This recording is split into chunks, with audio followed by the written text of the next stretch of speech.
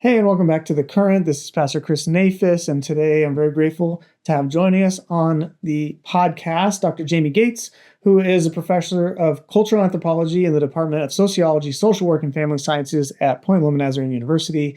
He is the founder and the former director of the Center of Justice and Reconciliation at Point Loma, and has been deeply involved with issues of justice and poverty, especially around human trafficking. But today we talk about his work in and around South Africa, someone who grew up in part of his childhood there and has been deeply engaged with issues around apartheid and racial justice, kind of following and leading pilgrimages into that space. And we talk about how those things connect to what has happened and what is happening here in the United States. I hope this conversation will spark you to deeper engagement with issues of justice and give you some hope that there are people doing good peace-building work in the world in the name of Christ. Here it is.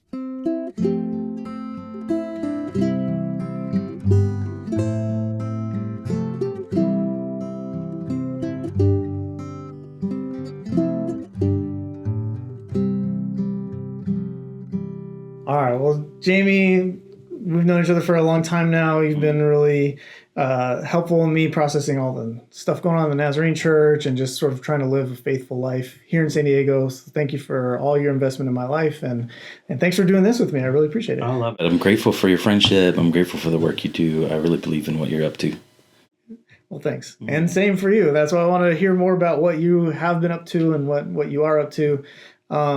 I know you fairly well, although I'm still like this week discovering new parts of your journey that I didn't really know, but not everybody knows you. Could you kind of just introduce yourself a little bit for people listening? Sure. I'm currently a professor of anthropology at Point Loma Nazarene University. Have been there since 2001, came here out of grad school, and I started the Center for Justice and Reconciliation there out of my calling and their calling on my life. Have done a lot of work in the community here in San Diego, border work across in San Diego, Tijuana, and work going back and forth between here and South Africa. I'm currently on sabbatical, so I have time to do podcasts with friends. Yeah, for sure. I'm in the middle of writing a book on the counter-human trafficking movement in San Diego County. Students drugged me into that movement back in 2005, way back then, and God had it such that we got immersed in that as a center, as a university with students and colleagues, and in such a way that there's a big story to tell about San Diego and what transpired there. So I'm working on a book right there. So on that right now, I'm in the middle in the hard parts of got to work on it, and hard parts that it's also difficult material. It's also about a difficult subject. It's heavy stuff. Yeah. Yeah, and I think like when I first came to San Diego, that was mostly what I knew about your work was that you were really involved in all the human trafficking stuff. And even when we first were going to do this episode, I was like, let's talk about human trafficking. Yeah. Then we kind of shifted because I didn't know all about your history with South Africa. And South Africa is like around the news a lot these days. You know, we have a South African who's, basically in charge of the government at the moment. Shadow president. Yeah, and there's some other prominent South Africans, I think of Trevor Noah and some others. There's a lot, and then there's some political stuff happening with South Africa. So we kind of pivoted and decided, well, let's dive deep into that. Your PhD is actually in studying South Africa. I just learned that today. Yeah. Can you tell us a little, tell us your story? How did you get connected to South Africa? And all that? I wouldn't be who I am today had I not grown up in South Africa. So my parents took me there when I was 8 years old as a missionary kid. And my parents were missionaries out away from the cities in the rural parts of South Africa. For most of my life there, lived in Johannesburg a couple of years. But as a kid, I grew up as a white American, but they immersed me in local schools. So I grew up in Afrikaner schools in this farming valley in northern South Africa, what was then called the Transvaal, is now Limpopo and Mpumalanga area that had lots of farmers, and it's the Loskop Dam Valley. It's one of the most fruitful farming valleys in all of South Africa. So I grew up essentially in a farming town, riding horses and motorcycles out with my friends out on their farms and going to school. But remember, in those years, South Africa was segregated, heavily segregated. And so I grew up in mostly an all-white community while my parents were being pastors in all-black communities. And so moving between those worlds was like a huge part of my upbringing. Yeah. Yeah, and I mean, I think that was probably a pretty unique perspective, being sort of Americans in their white community, but like working in black churches in that community. I mean, maybe just backing up just a little bit, could you tell us, like, I think many of us have like some general sense, we've heard of Nelson Mandela, we know about the end of apartheid somewhat. I think some of us have, at least Americans have like a fuzzy understanding of like South American politics and sort of all that happened there. You came in, from what I understand, you came in right in the thick of it, right? Like you were... Sure. The latter years, what we didn't know then would be the latter years of apartheid. So I left in 88, Mandela becomes president in 94, and the whole transition happens in those years where I go to college. And of course, as a kid, any kid growing up in a place, you just grow up in it and you don't know you don't have great perspective on what you're growing up in the middle of. But I go to college in those years and I'm getting a lot of perspective from the outside. Who knew about as a kid, they in South Africa, the media carefully controlled the message on a regular basis. And even in schools, I can tell you a lot about how the schools shaped a particular kind of patriot. And ways of thinking about being both Christian and patriot in South African schools growing up. But more generally, South Africa, so South Africa is, in the United States, we like to tell the story of 1492, Columbus sailed the ocean blue, and we kind of create this, hallowed history of the way that Europeans discovered the United States. Typically writing out the people who are already here, but that's another longer story. In South Africa, kind of similar, but it was 1652 when the Dutch settled, and there had been some Portuguese, way stations in the Cape, and everyone at that point was looking for trade routes and efficient trade routes. So the Dutch settle in 1652. The British come not long after that, not even 100 years after that, and of European settlements, they start to put settlements in South Africa, and the European heritage settlers become sort of in British and the Dutch, as you know. I don't know if you know. Most people may not know this, but they're in tension with one another.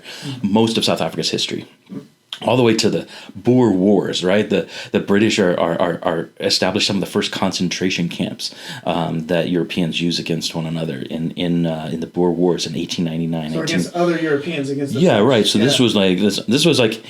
In some ways, the British and the Afrikaners, who become known as the Afrikaners later, the British and the Dutch settlers are fighting one another for territory and for, of course, what eventually becomes the central reason is the wealth in South Africa. So they discover gold and diamonds in the 1860s, 1840s through the 60s. They figure, there's tremendous mineral wealth here, and it causes this. It's part of the scramble for Africa, this great rush to colonize all of Africa, but there are already deep European settlements by the time the scramble for Africa happens in all over the continent, right? And that happens in the late 1870s, 80s, 90s. So South Africa becomes South Africa by the beginning of the 20th century becomes a quasi-independent nation. They become the Union of South Africa, which takes two British and two Dutch heritage provinces and unites them across South Africa. Remember, this is all Europeans making the decisions, right, or people who used to be Europeans at least, making these decisions. It becomes the Union of South Africa in 1910. So that is really the first major separation from Britain from the colonizing aspects. And by that time, there's now generations of European South Africans, of British heritage and Dutch heritage South Africans living there, for hundreds of years.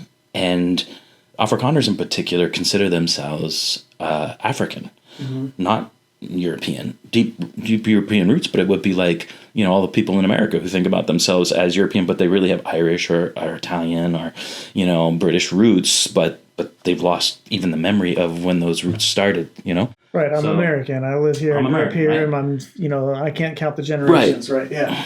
And like in both nations, the racial divide has always been there heavily, and the Europeans built their nation on the backs of Black South Africans in particular. So South Africa has 11 different languages now. That tells you something about the diversity of South Africa in the midst of all that. But for when apartheid gets established in the early 20th century, so apartheid really becomes formally a system of government in 1948.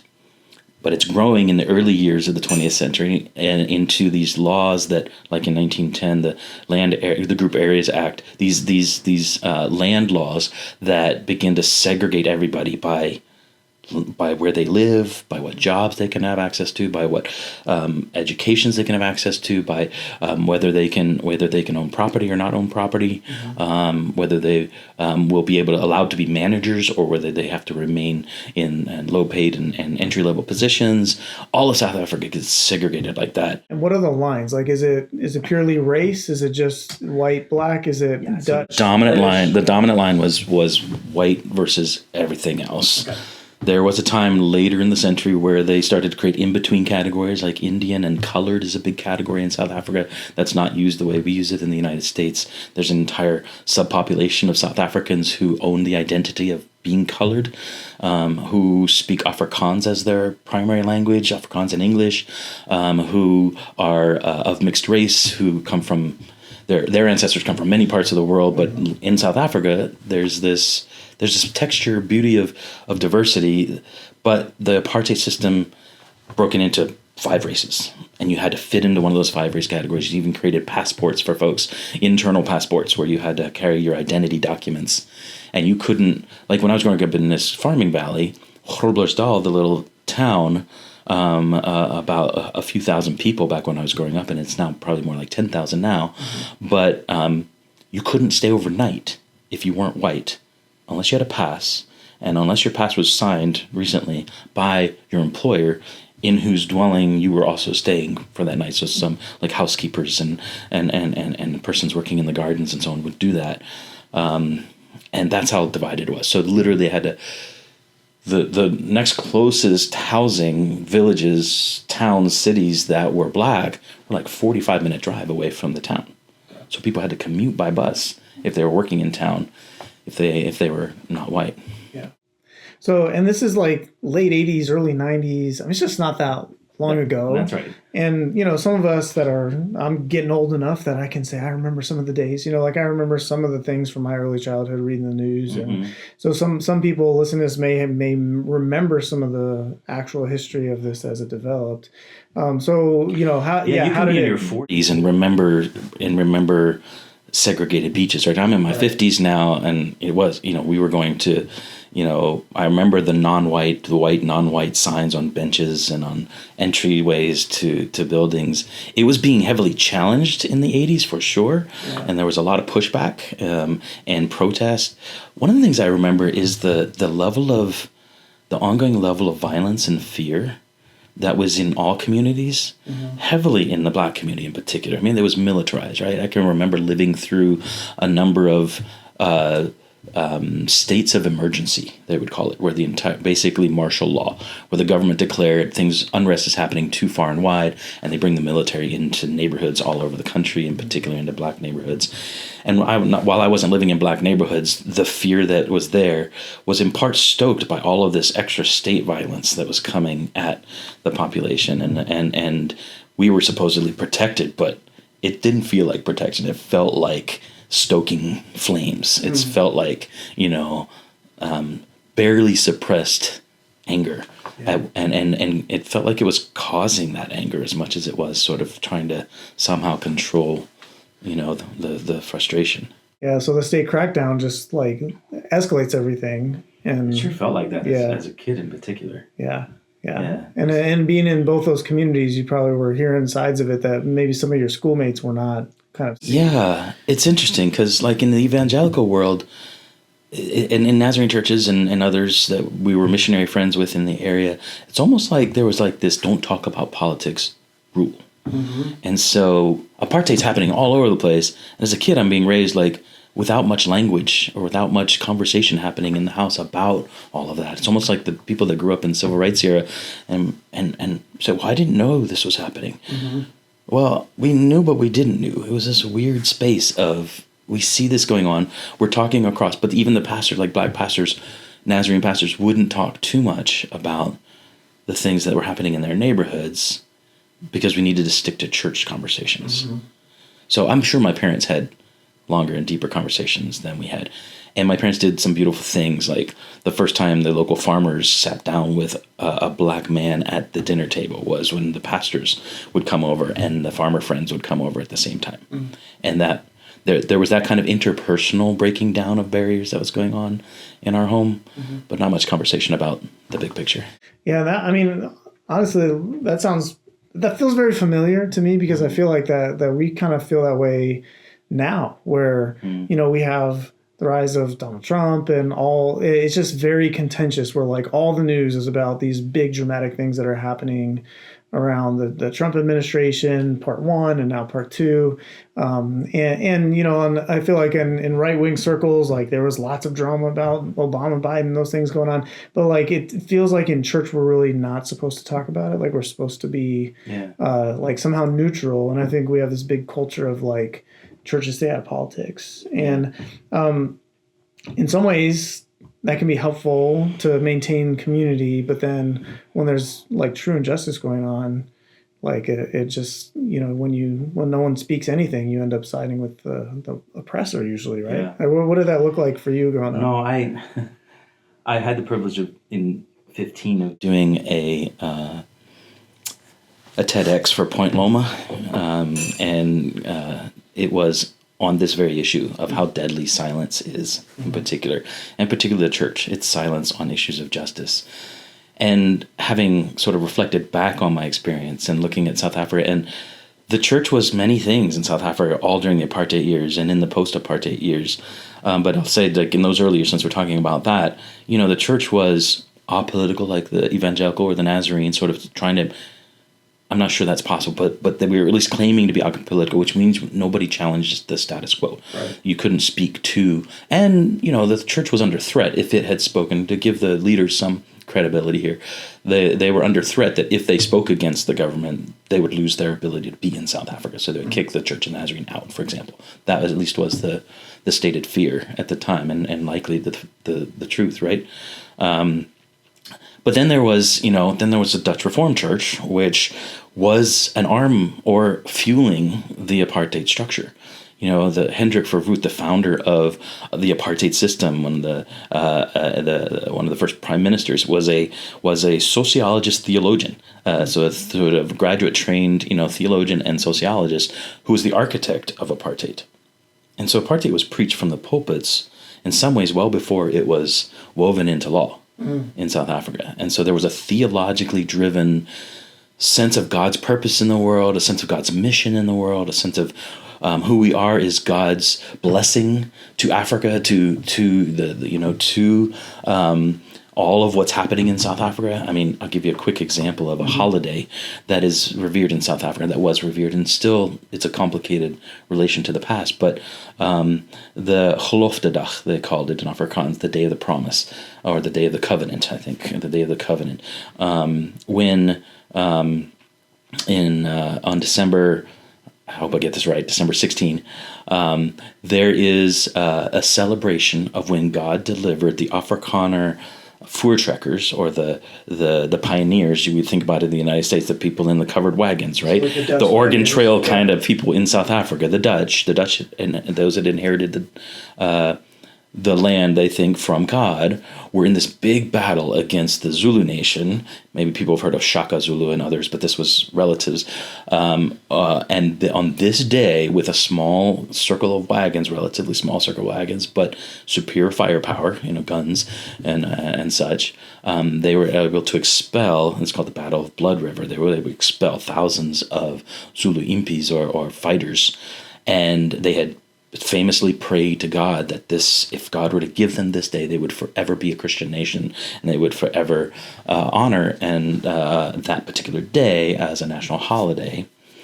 That story was grown into what it has become in the 1930s and 40s as they established the Voortrekker Monument just outside of Pretoria, as the nation as apartheid was gaining steam as a structure, and as those with Dutch heritage built that system. That was one of the stories that sat at the center, many stories like this, but that story sat at the center of God's call to this. I think in the United States we use the phrase manifest destiny. Right. And that's one of their versions, that one of the stories that is a pillar story in building of their notion of manifest destiny.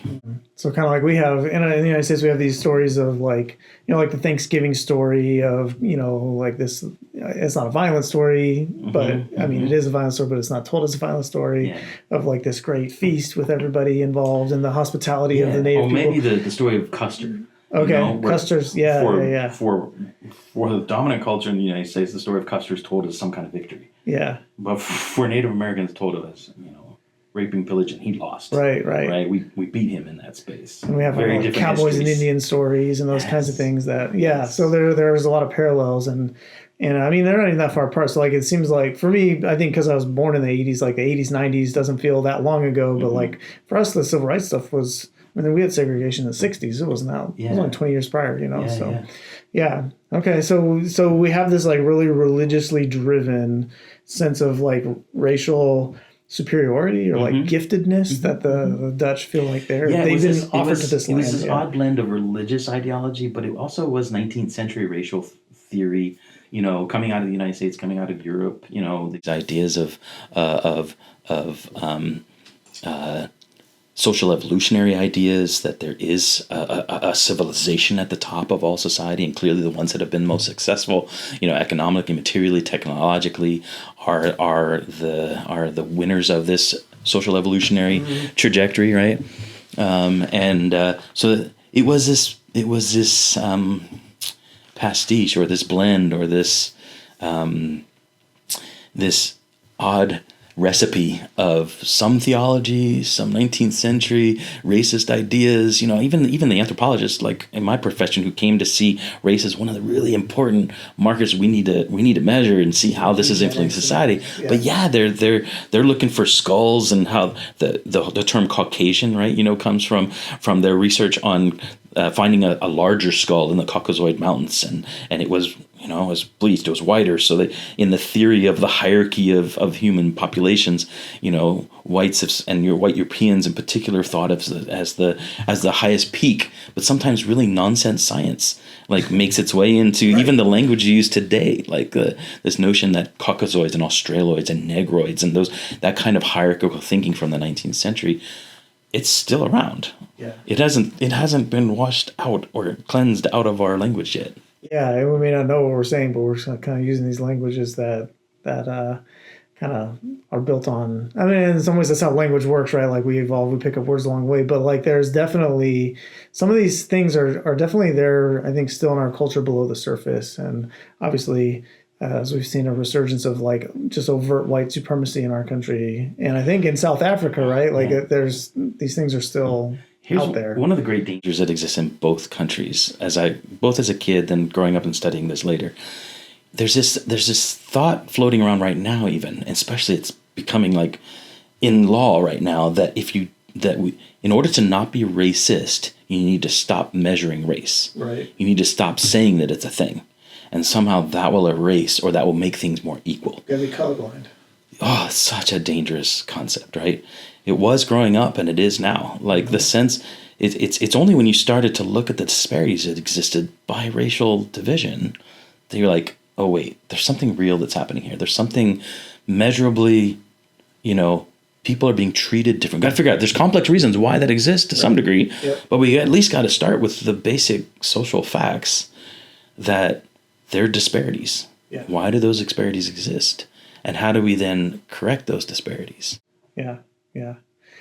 And I mean, I don't know, I feel like we could talk about that at length for very long time about race. And, this has been something that I've been studying recently, in the last several years, some of the history of race and, the separation of racial identity from like ethnic and identity and, separation of people from like the places that they come from and the time that they come from and all that kind of stuff, which is all mixed up.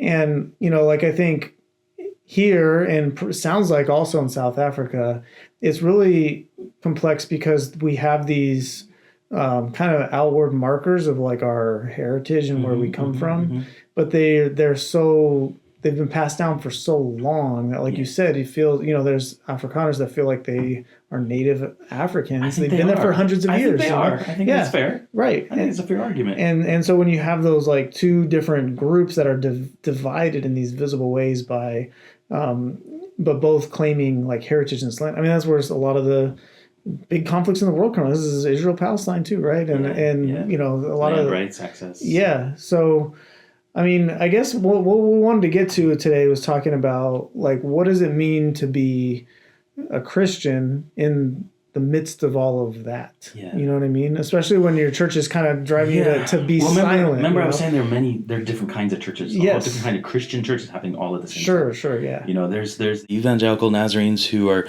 like, let's get them in the rowboat, let's get them saved and off to heaven, right? There's a little bit of that going on, and the social issues are secondary. If it's, we don't want people killed and we don't want evil in the world, but the world's going to end and we'll move on, right? So there's the millenarians, and not Nazarenes weren't all that, but that's kind of the trajectory they fell in. Yeah. And then there's the Dutch Reformed folks, as good Kuiperian Calvinists. They were like, all the world is God's and it needs to all be sanctified and all the systems sanctified, but they had a very weird sort of twist on what sanctified systems looked like. It was sanctified for a subcategory of the nation more than anybody else, right? Mm-hmm. So it was boundaries around who could fit into the kingdom in the world, right? And then you had, I would say, like represented in Desmond Tutu, for example, the Anglicans, who were thinking about the church, and the Catholics. In many ways, the Catholic churches parishes were the quickest to indigenize, to have black priests, to have black languages in their services and so on. And the Anglicans followed and did that as well. The Evangelicals and Dutch Reformed, separate systems. Even the Nazarenes had separate districts for separate language, followed the politics of the land, the language politics of the land, right? Till well after apartheid, unfortunately, even for the Nazarenes. Yeah. But the Catholics and the Episcopalians, and what we know of as Episcopalians here in the States, or the Anglicans, Church of England folks in South Africa, had started to build Christians who were African Christians, right? In this case, black African Christians, more than most, right? And so those Christianities were going on all at the same time. Yeah. South African English speakers, white English speakers, tended to be the more on the, quote, liberal end of things. So they would tend to have churches that were blended before other denominations. Methodists fell across the spectrum. Mm-hmm. So that you could find that full spectrum across the Methodist Church, for example. Mm-hmm. And then the newly arrived missionaries, like the Baptists and the Pentecostal churches, were much more like soul savers than they were being anywhere critical of the unjust structures that were in South Africa. Yeah. So what does it mean to be Christian in that space? Well, unfortunately, you have a menu of options. Right. So if this one doesn't fit how you think about the world, you go over to this one. Right. Right. Isn't that what we got going on here? Yeah, it is what we got. We have a big church marketplace, right? And if if you don't like what's going on in this church, you just hop to another one, and then that could be anything from politics to music to, the carpet. But here's what drove me, what really opened my eyes a lot. Let me say it that way. As I'm starting to study these things now as a young adult and moving into a career of studying, I've spent my life trying to study this very issue we're talking about today, and I feel like I've learned a couple of grains along the way about it, but that's it. But while Hendrik Verwoerd is creating it in good conscience, like as a good, upstanding Christian political leader, is creating the apartheid system that destroys millions of black South African lives. Yeah. He goes to sleep fine at night. His family are singing in worship, Like he has no self-awareness about the harm that he's causing, do you think? Or you think he's... I don't know about that. Yeah, okay. I don't know about that. Yeah. But I think there's a higher... Like he and others like him, and maybe not him in particular, but I'm thinking theologically, there's a space where you justify all kinds of ugly things. Mm-hmm. If there's this higher goal in mind and you're moving towards that higher goal, and that somehow excludes that many people, right? Yeah. Or somehow is even on the backs of, whereas, you're missionizing to them, you're not in the kingdom with them. Yeah. I think And so, but at the same time, you've got the praise songs of the church morphing into protest songs on the streets of South Africa, right? And I mean, the clearest example is the what becomes eventually the national anthem in South Africa, Nkosi Sikelel, or the blended national anthem, because they take the old white South African national anthem. You know, I can even sing that in Afrikaans still, like "Edi blow van ons hemel, edi diepte van ons see," right? But now they take that one and they blend it, so it's you first sing "Nkosi Sikelele Afrika," and then you move into the old South Africa. So the transition in South Africa, we can talk about that and all happened Mandela and all that kind of fun stuff. But the point here is that there's a Christian hymn that unites South Africa, that becomes its national anthem, that is both beautiful and it's a little bit scary in that theology in the hands of politicians always dangerous. But so I'm intrigued by this nexus between power and theology, power and the church, because I don't know, Protestants are really frustrated historically and exist historically because of their critique of aligning the church and the state too closely. Right. Yeah. What were indulgences? What were the 95 Theses all about if they weren't about, saying Rome controls every piece of our lives in ways that's not scripture. Right. There's something else, but that's not scripture. Yeah. So let's move to sola scriptura, sola fide, right? Yeah. To distance ourselves from the structures that are clearly evil. Yeah, but then, like, at the same time, kind of as you expressed earlier, and now I feel like there's this pressure. I feel it as a pastor, even in a church like ours that is pretty open about, like, at least local politics around homelessness and stuff. We feel this pressure to just be apolitical all the time. And I think that kind of comes as like a swing away from that, right? Like, we have this hard separation of church and state. Pastors shouldn't be telling you who to vote for and those kinds of things, and then sometimes I'm like, amen. Yeah, we shouldn't be. But at the same time, like, when there's like actually tremendous injustice happening, and maybe we need to be more involved even than that. But, like, I don't know how you've been studying this. What do we do? I mean, I had let's call it guilt. I was feeling the guilt of the church, the shame of the church, for the longest time for not being a part of the apartheid resistance. And I think we should own that. I think we have to confess that and live with that. But to be honest, the position of being apolitical is a privileged position. When you're the one where the boot is on your neck, there's no neutral place to stand. Yeah. And if we had seen ourselves as the one on whom the boot, on whose neck the boot is, we probably would have had to speak it differently, preach it differently. So I think you can still be, as grace-filled and as gentle as Jesus, and still say basta, no más. Like, it's not okay when families are being deported. It's not okay when neighborhoods are being bombed, right? Apartheid South Africa, when the big trucks are going in and shooting kids, right? The whole world saw in '76, the famous shooting of kids in Soweto, right? The Hendrik Pieterse, the memorial is still there. We can go there, and I'll take friends and family and students to go say, this happens when we're not paying attention. Like, we militarize and you start shooting kids. Yeah, that happens when you really see people as wholly other. Right. And so, the neutral position, the I don't see color position, is a space that we've allowed our privilege to not have to deal with that, to act as if we shouldn't deal with that. And I don't think that's a fair place to be. And I think the only thing that drives us to a different place, though, is to think of Jesus as somebody who was incarnate in the space where people suffer most in our lives and in other people's lives. And so, like, if the church isn't aimed at those who suffer most, if it isn't calling us to be present with those who suffer most, it's hard to see the boot on the neck. It's hard to see a theology that has to respond to the boot on the neck. Right. Right. And and maybe this is, I'm thinking about like contemporary time, like what we're dealing with now. Yeah. And maybe it's because we're in it and it's easier to see things when you're 20 years, 30 years, 50 years removed, and you can kind of see the bigger trends.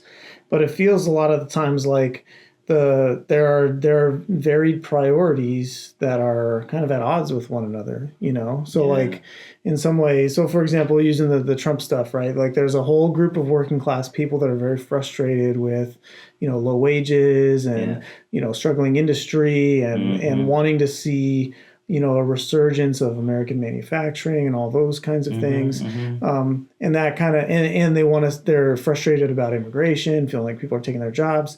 And on the other side, like you can look and you can say like, these are the people who are struggling, right? And the church needs to be there for those folks. On the other side, you have like people who are immigrants who are fleeing violence or whatever, poverty or whatever from their homelands.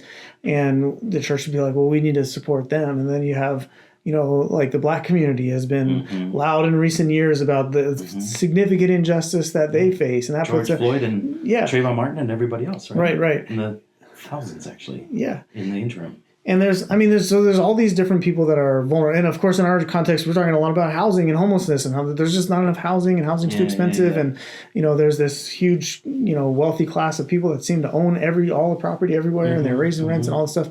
And those, in some ways, those parties' interests align really well, and it would be nice if we could find some coalitions to say like, hey, we got to restructure some of the things in our society because it's not working. Like we got people getting really, really rich and a lot of people increasingly becoming impoverished, and even people that are sort of middle class, like really struggling even to afford a place to live.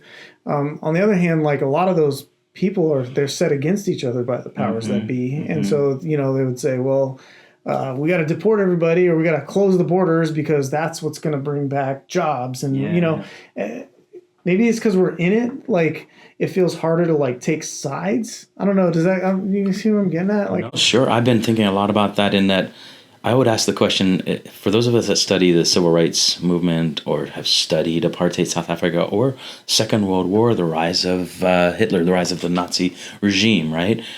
Where would you have stood if you were there then? Right. And if that doesn't haunt you a bit, right? Like what is happening in the United States, I'm seeing signs of apartheid and apartheid laws start to be implemented, start to roll out, in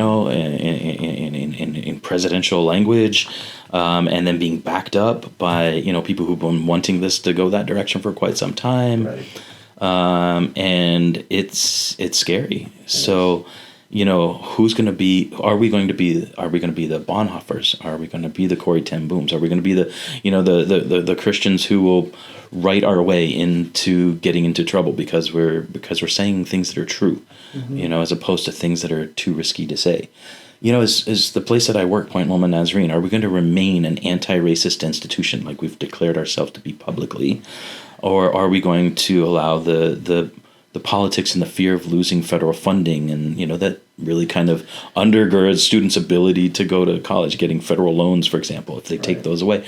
Are we going to be able to continue to have a Center for Justice and Reconciliation? And I think this is a moment where we have to be able to say what is core to who we are as Christians. Like if we're willing to take our religious exemption, that I think this administration wants to stand strong behind religious exemption for lots of their reasons, but can we use religious exemption for a church or for a church-based university to say, no, actually, we're not going to do away with the diversity of our student population because we think that reflects the diversity of God's work in the world, right? Now we have particular theological reasons. It's not the sociological or the I actually love the language diversity, equity, inclusion in general, but that's become like this political buzzword. I think why I like that language is because I think it works well outside of a church context, but it's not our language. So if we do away with that kind of language in the midst, it doesn't bother me as much. What bothers me is if we do away with the practices of creating space for people who have been underrepresented, if we don't create a campus or a church community that reaches across the social lines that we've created that are hard to reach across. Yeah, when we begin closing out, like resegregating on whether it's racially or socioeconomically or whatever, we're getting into trouble. And there's It's no secret. You can predict. You can predict if we do away with measuring the racial differences in schools. You can predict schools will resegregate, and it's not.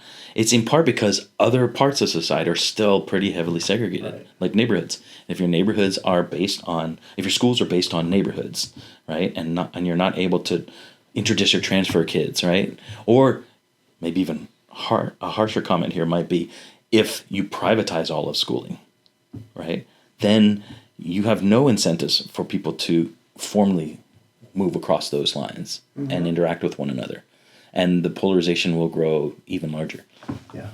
Yeah, it's like, well, the big part of the sort of the colorblind stuff is like, well, we'll just start, we're all on even surfaces, but we're not, right? Like, it's like, it's ignoring all the history that's put different people at different levels in different places. And it instead of trying to address those things, which is always imperfect in trying to address those things, ignoring them just kind of favors the people who already have the biggest advantage. Right.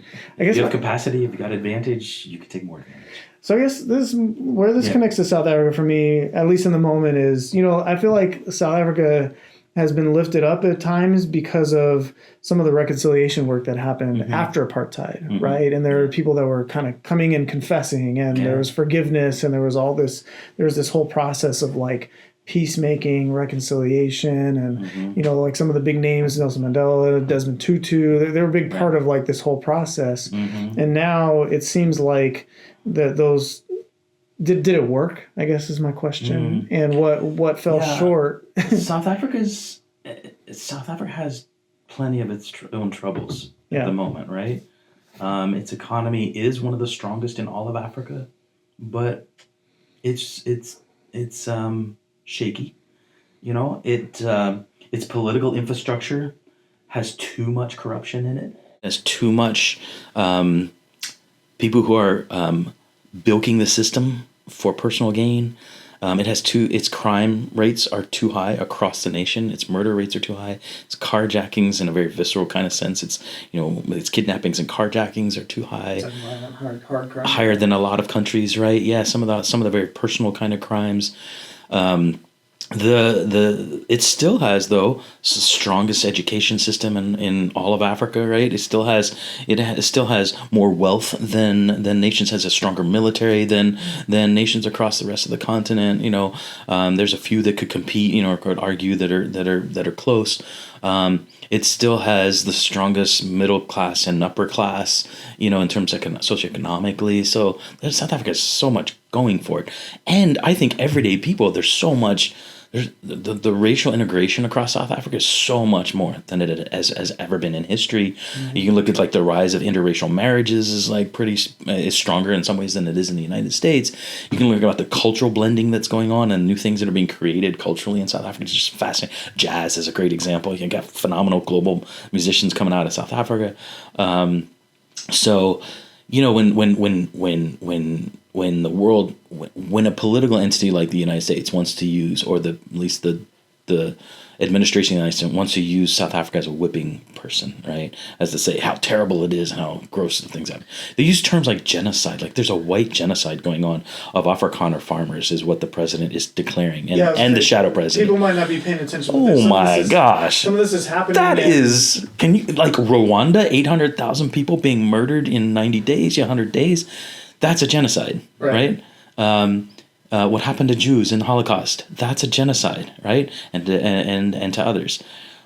The percentage of the farm murders, the murder of farmers in South Africa, or the murder of lots of people in South Africa, is a grotesque injustice, and it is happening. The scale of murders of farmers is not much higher than the general population. And in fact, black young men are the population that are murdered more by far, even percentage-wise, numbers-wise, by far more than anyone else in South Africa. And we should be deeply concerned about the murders of the farmers, of the white farmers, and we should be deeply concerned about the murders of the young black men. To lift up Afrikaner farmers as if there's a genocide in South Africa just pours ugly fuel on flames that for decades now, South Africa's been trying to help massage into a better set of relationships. And for our political gain, the U.S.'s political gain, this administration's political gain, for them to do that, it really just benefits a very narrow range of people in South Africa and I think here. I will say, the farmers' fear is real. Like, they're out in the middle of their farms, far away from towns and police infrastructure and so on. And they're by themselves a lot, right? And they're vulnerable in that sense. So the fact that their fear of murder is higher than the incidence of murder is understandable, right?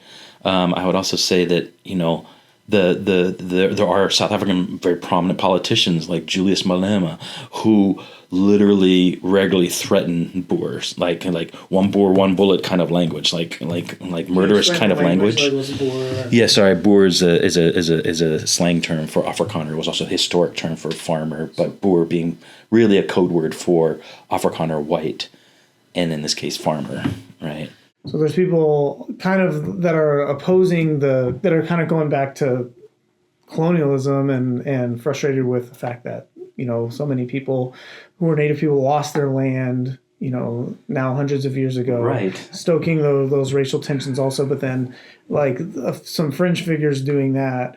What's happened, from my understanding, is that Trump has kind of picked up on that, and likely with the influence of his South African Doge guy, Elon Musk, stoked some of those racial tensions to kind of escalate those tensions. Well, those tensions are there. There's no doubt. Those tensions are there. They didn't create them, but they're definitely fanning those flames. And the government in South Africa recently passed a law that is, some say 30 years too late, some say should never have been passed, but it's a land reclamation law that the government can use. It's like in the United States, we have the eminent domain laws in the United States, and if they want to put a bridge through a neighborhood, they will. And that the eminent domain laws have done real damage in the United States. They've ripped through black communities, they've ripped through communities, and you can even look at Barrio Logan and the bridge here in San Diego that was built, and the history and the people that resisted, they're finally done. And so we've got Chicano Park because they were eminent domained out and needed to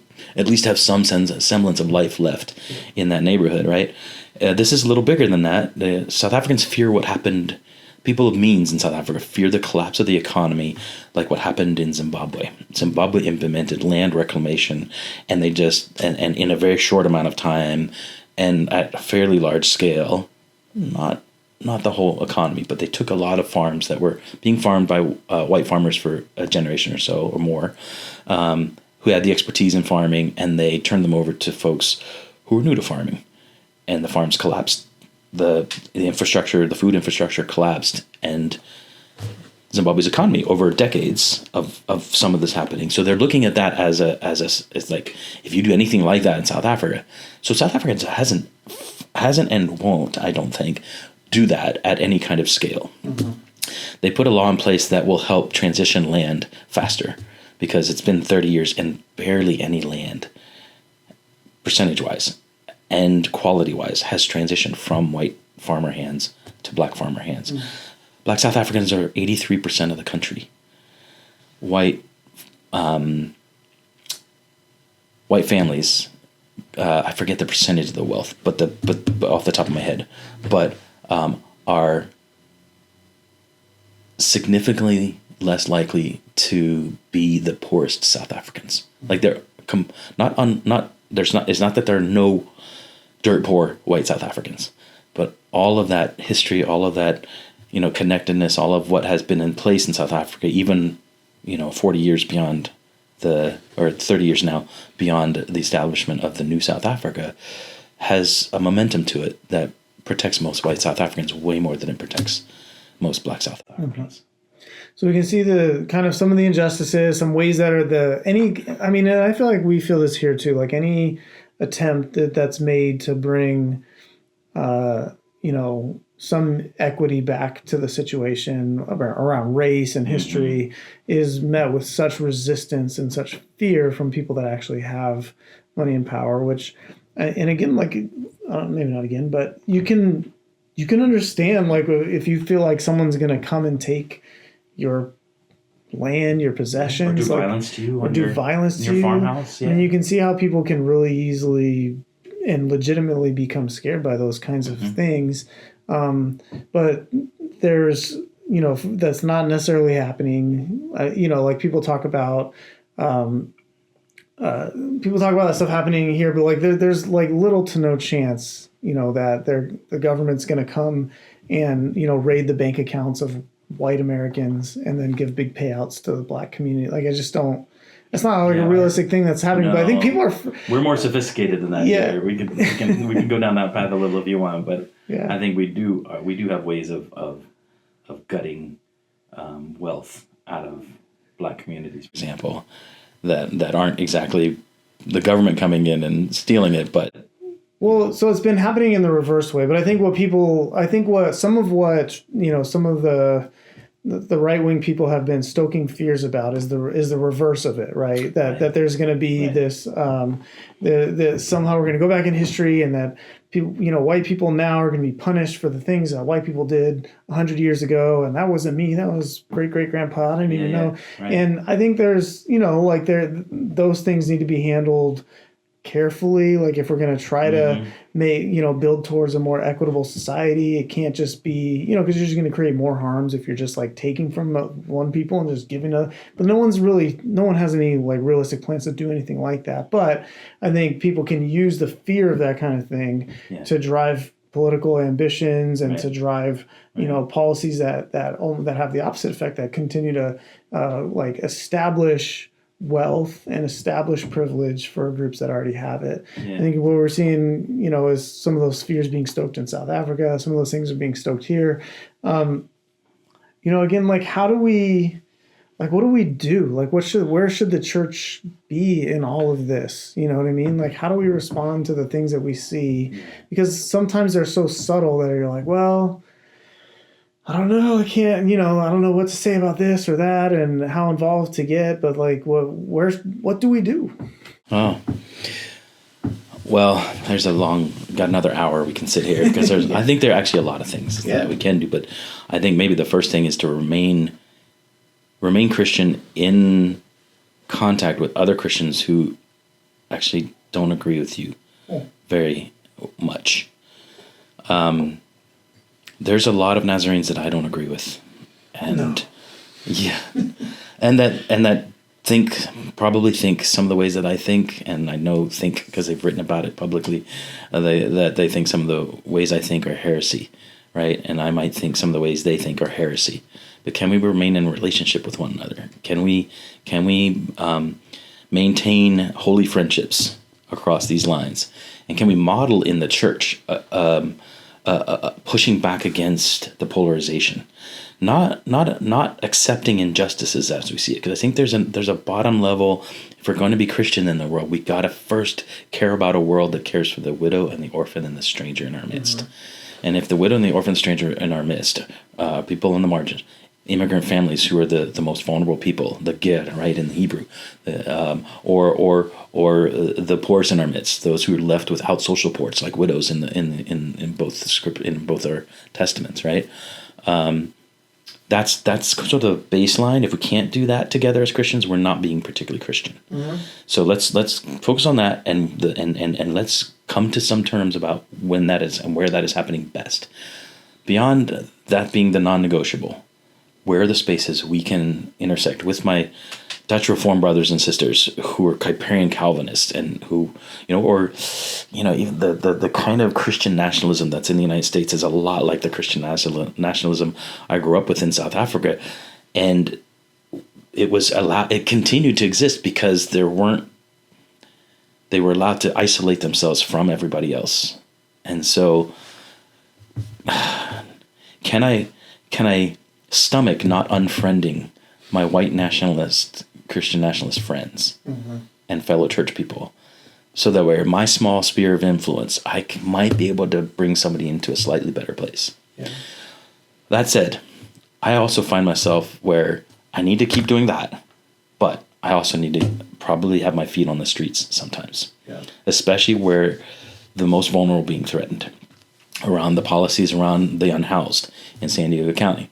If if MAGA interests or if, left-wing Democratic interests are somehow, or centrist interests are more corporate than they are, for the sake of the unhoused in San Diego, we got to speak against it, right? All of the above, yeah. You see what I mean? Yeah. So, I mean, I know you live this, but I think that's a hard, this is like sitting down with Christians to say, who are the most important people to protect in the midst of this chaos that is flying around? I don't think our 401ks are the most important thing to protect, right, except as they trickle down into the families that can't afford anything, right? Right.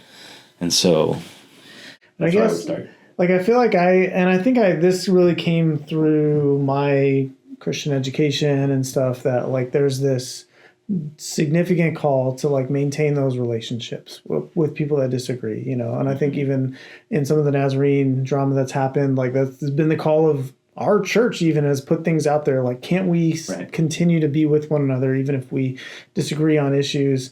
And I really feel that really strongly, but I also feel this pull and this kind of growing need to take a stand at some point on some of this stuff, and to kind of say yeah, we are brothers and sisters, but this is not of God. Yeah.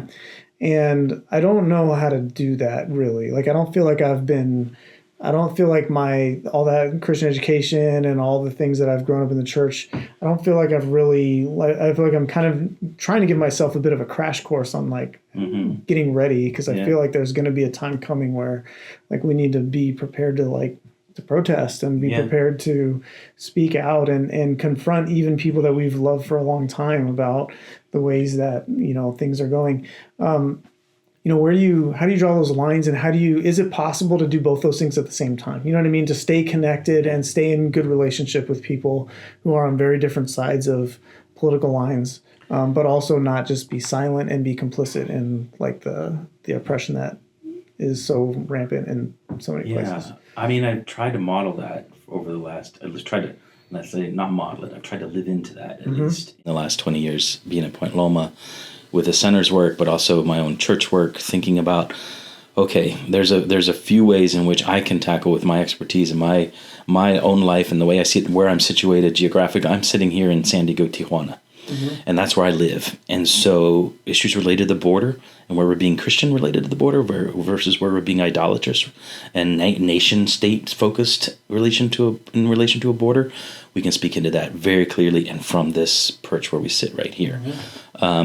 When I have these relations in South Africa, I have deep friendships and I can go back and forth and we can unpack these things, and I maintain friendships across very different lines in that space. And then I bring other students and other colleagues into those friendships, and we try and figure it out from there. Same with keeping deep cross-racial friendships and cross-class friendships in San Diego, through where we go to church.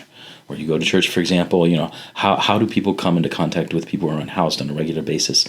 You don't, unless you're shooing them out of your way or handing them something as you're at a intersection. But if you go to church together, you have to calculate them into your life decisions and into your politics and into your way of being red or blue in the United States, or suddenly red and blue doesn't make as clear a sense, right? And it's not just a purple space you're looking for, but it's a different solution you're looking to, because you're in the midst of those connections, right?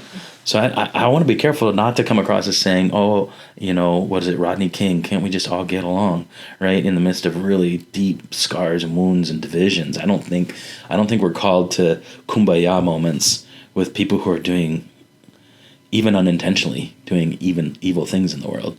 That's got to get called out. That's the prophetic nature of the church. Right. That's Jesus turning over the tables. But Jesus wasn't a zealot. Wasn't killing people in order for the message to get across. Right. Jesus was still nonviolent. So how do we discern in context those nonviolent spaces? So for me, it's been around immigrant justice and in particular care for the undocumented in our midst. For me, it's I'll come alongside. I haven't done a lot of work in the area of for the unhoused, but for me, it's also been in worker justice, where people are wage theft and all the way into human trafficking, like this theft of freedom itself. That's been my space. And so I think we we have to pick a couple of spaces, even as a congregation, like where can we lean into? So Mid-City, where I go to church, heavily in the French-speaking Creole community that's here, into food justice. There's a few aspects where I think we lean in, and then we invite others to become part of it with us. Yeah. Yeah. And I think like diving deeper into like a couple of issues can really help you to dive into the complexity of it. Because I think one of the things that, the polarized politics tends to try to do on both sides is just to flatten issues and make them black and white. And then it's almost never that. Right. And so if you're in those spaces more deeply, you can understand, and then you can maybe explain and help people that aren't in those spaces to understand a little bit better. But yeah, I don't know. It's hard. It's hard to I mean, it is hard to maintain those good friendships. I think everybody these days in the United States, at least, is feeling the difficulty of trying to maintain good relationships with people who think very differently. Yeah. And I would say if some of your friendships are toxic and hurting and literally causing you like depressive state, then, you don't stay with an abuser. Yeah. A divorce is not a bad thing if there's an abuse happening in that family, and that's, I think, justifiable theologically and socially. Yeah. Well, so I don't want to take too much of your time here, so we should probably be geared towards like some final conclusions. Like what from all the things that you've witnessed and seen, especially in your years of South Africa, kind of walk, because you were there during apartheid, and you've kind of been a deep part. Back and forth for many years. You've been in and out and engaged in issues, paying attention to what's going on there, all the way through the end of through the end of apartheid and the reconciliation, and then all the way to today's politics. Like what can the American church learn from that? The wisdom that you've gleaned over the years, and that's a big question. Let me redirect your question a little bit. Redirect it. I'm in this way. I don't know about the church as a whole. What I can say is I have hope. I have so much hope in the body of Christ that I'm in this search. I'm in sabbatical. I'm in this search for the next chapter of relationship between me and my work and my life, my family, and South Africa, and my friendships there, the work of the church there. I'm looking at starting a new study abroad there. I'm looking at starting pilgrimages to South Africa to unpack these very things that we've been talking about by going and comparing what's happening there to what's happening here, because I think it just illuminates so much more. And there are so many good, faithful Christian communities in South Africa just also trying to struggle with these very things and trying to be a prophetic and a faithful witness, in particular in solidarity with those that are suffering, that I want people from here to go meet and build a friendship with, and then there's a lot they can learn from each other along the way. And so I guess I'm in a space where I once had this great obsession with ecclesiology and the structure of the church, big C. I'm at this point, I'm like, I think if we can do faithfully engaged work with sort of a discipleship dozen and engage it, and then let it witness as, a congregation, like your congregation, Mid-City. We do things together that are for the unhoused, both of our congregations, and then we collaborate together, with St. Mark's Episcopal down the road. We create an interfaith gathering of people who care, and we figure out, well, we all together, we better get into the streets because they're about to make homelessness illegal in San Diego and criminalize all of our friends just for not being able to find a house. That's when we stand up together and we protest that. Well, that very thing is happening in Cape Town as well, or in Johannesburg in a fashion. And I want us to learn from one another as a body of Christ in those different spaces. So I definitely have not lost hope, but it's complicated to practically engage. It is, yeah. And so, again, like kind of what you're saying is that it's those connections that are important, and learning from one another and the collective work, and meeting one another in those spaces of caring for the poor. And, that's kind of what you were saying earlier. And I think that's really, that's been where it has been so far for me in life, is like finding those places where we can actually live out our calling in Christ together in ways that are meaningful. And, maybe that is the hope, because, I want to start up a whole new conversation, but it's hard to imagine some of the movements that we've seen in the past kind of coalescing today with the way that everybody and even the church and everything just seems so fractured into these little pieces, you know. And I don't think so. Like I've been reading a book about the Dr. King and the Montgomery bus boycotts, and just thinking like I don't think that's possible today, because they had such a strong network of people that they could quickly organize into a big boycott, and they arranged carpools and those things. And I just don't think on a large scale there's any coalition of Christians that can kind of organize that way. Maybe some of the work that we need to do is some of that connection, community building, and kind of doing the groundwork for that. Because I think we've been given this very congregations of people that are discipled this way. Because frankly, people don't even want to. The political pressures are squeezing out the gathering of people who don't think that way. Yeah.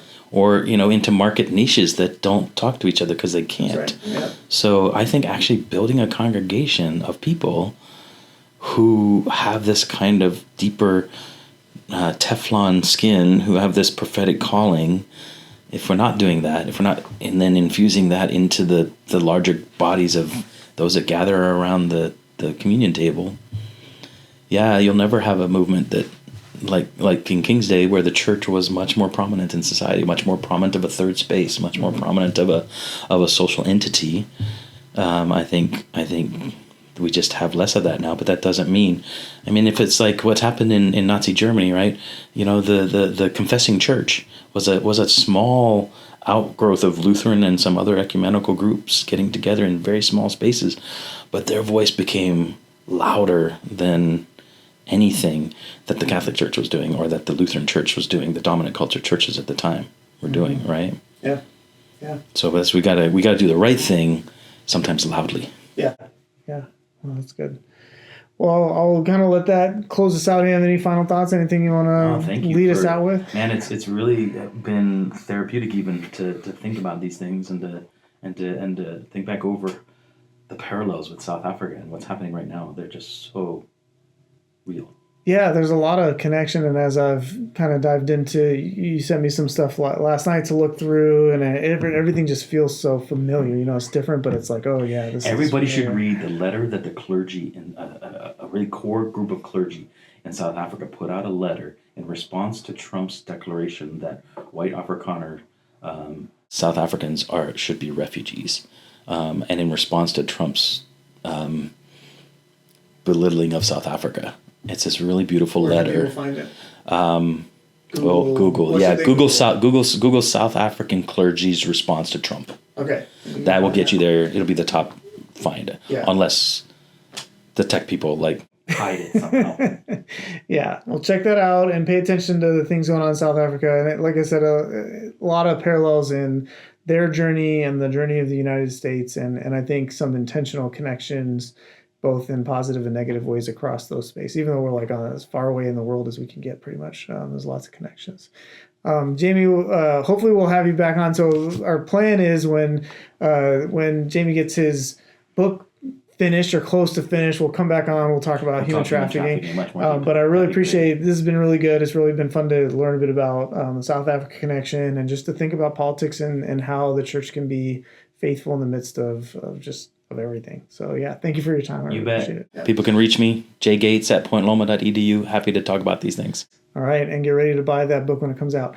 And hit subscribe on this podcast and share it with a friend, because we need more people that are in these spaces listening to the wisdom of people like Dr. Gates and Rebecca Laird and and Isaac Villegas and all the people that we've had on here. Let's continue the conversation. Send us a message or send me an email. Let me know, what's been meaningful. Let me know if you have questions, if you have thoughts, if you want, have people that we need to talk to. And we'll hopefully keep this conversation going. Thanks for joining us. And thanks again, Dr. Gates. Good to be with you, Chris. All right.